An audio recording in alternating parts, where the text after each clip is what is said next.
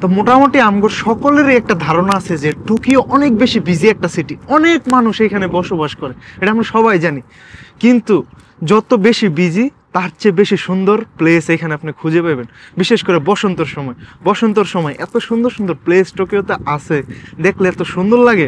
এই যে এই জায়গাটারই ধরেন, মানে ঈদের দিন আসছি সুন্দর করে, আগে কি করতাম আমরা, ঈদের দিন আমাদের বাড়ির পাশে একটা সুন্দর রাস্তা ছিল চকের মাঝখান দিয়ে, তা আমরা ঘুরতে যাইতাম।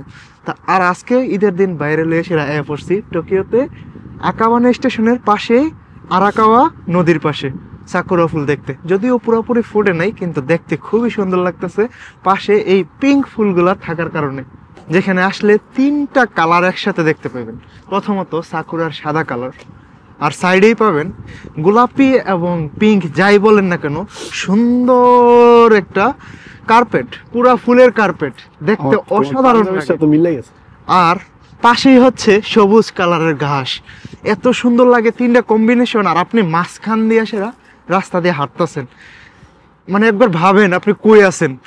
সাকুরা ফুল সাথে হচ্ছে পিঙ্ক ফুলের কার্পেট, আর পাশে হচ্ছে সবুজ ঘাস। আর আজকে লেগে সেরা ঈদের দিন, আর ঈদের দিনে যদি পাঞ্জাবি না পরে তাহলে কেউ হইব, যতই শীত থাকুক না কেন জাপানের মধ্যে পাঞ্জাবি কিন্তু পরতেই হইব।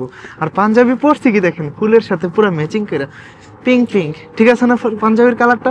যদিও এটা আমি জানতাম না যে এরকম কালার মিলে যাবো, আইসা আনফর্চুনেটলি মিলে গেছে। দেখতে আশা করি ভিডিওতে ভালোই লাগতেছে ভিউটা।